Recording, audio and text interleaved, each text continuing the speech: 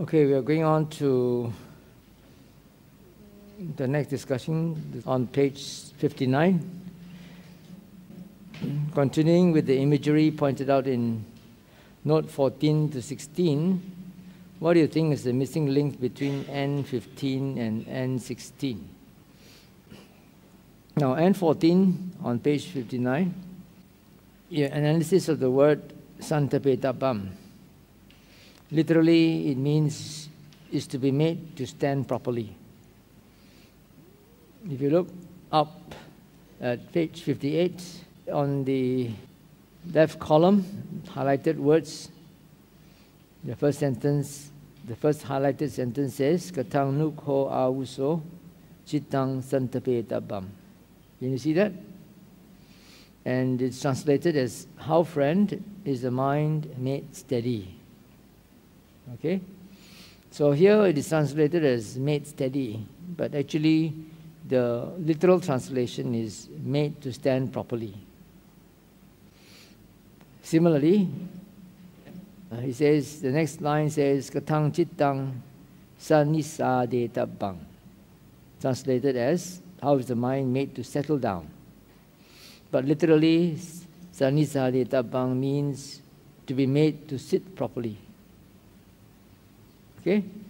And the last one, you skip one in the center, you go on to the last one, which says, Katam chittam samadahatabam.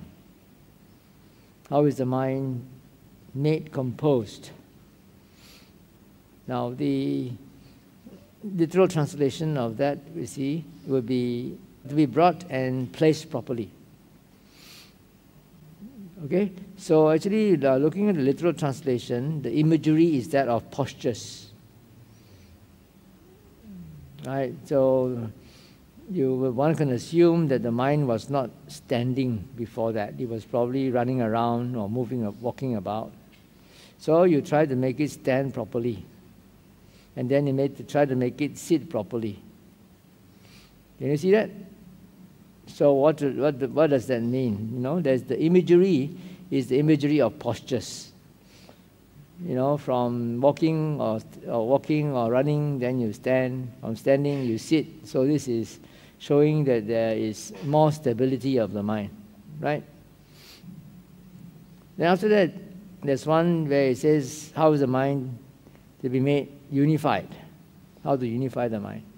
Now this one, there's no more imagery. Yeah? So then finally, the last one is, how is the mind brought and placed properly? So if you were to continue with an imagery of postures, you know, how will you go about inserting the missing postures? Okay? This one is simple. That is what this discussion topic is about.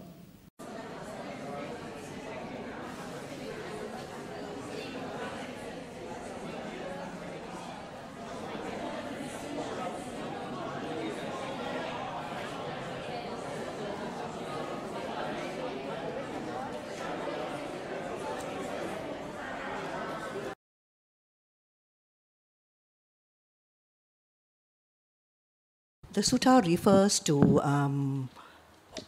refers to steadying the mind, settling the mind, unifying the mind, and then composing the mind. So the steps are like this. And the analogy for steady is standing. For settling the mind, it is sitting. For unifying the mind, it was not given. The imagery of the body posture was not given.